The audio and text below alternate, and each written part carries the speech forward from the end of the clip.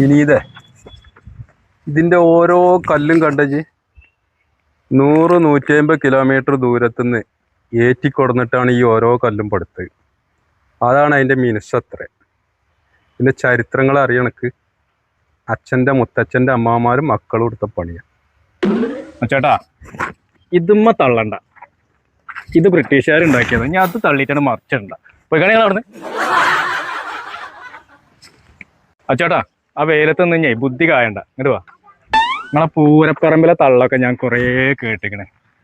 ആ തള്ളി ഇതുമ്മ തള്ളണ്ട. ഇത് കോട്ടയാണ്, പെട്ടെന്നാണ് മറിയൂല. ആ ചങ്ങായി കണ്ട നിങ്ങള് കൂളിംഗ് ഗ്ലാസ് ഒക്കെ വെച്ചിട്ടേ ന്യൂജനാണ്. ചിലപ്പോൾ ഓനോട് തള്ളിയാൽ അവിടെ മറിയും. ഇന്നിപ്പോൾ ഓനെ പിടിച്ചോളി, എന്നെ വെറുതെ പിടി. അവനെ കണ്ടിട്ട് മലയാളിയാണെന്ന് തോന്നുന്നില്ല. അവനക്ക് ഇംഗ്ലീഷിലൊന്ന് ചോദിച്ചു നോക്കാം. ഈ ഹിന്ദിക്കാരനാണോ അല്ലേ? ബായ് ഇതർ കഹാഹെ കർത്താഹെ. ഹിന്ദിക്കാരനൊന്നല്ല, മലയാളി തന്നെയാണ്. പറഞ്ഞോളി, എന്താണ്? അല്ല, ഈ മലയാളി ആയോണ്ടേ ഈ കോട്ടന്റെ ചരിത്രം എനിക്ക് ഞാൻ പറഞ്ഞുതരാം. എൻ്റെ അച്ഛന്റെ മുത്തച്ഛന്റെ അമ്മാവന്മാരും മക്കളുമാണ് ഈ കോട്ട ഉണ്ടാക്കിയത്. ഇത് മാർത്താണ്ഡവർമ്മേന്റെ കാലത്ത്. ഇയാളെ അച്ഛന്റെ അമ്മാവന്മാരും അമ്മായിയും കുട്ടികളൊക്കെ പാടെ പണിയെടുത്തതാണ് ഇതൊക്കെ മൂപ്പര് പറയണേ. വലിയ പാരമ്പര്യമുള്ള ഫാമിലിയാണ്. എന്നാലേ ഞാനിവിടുത്തെ ഗൈഡാണ്. നിങ്ങൾ ആരോടെ വിടുന്നത്?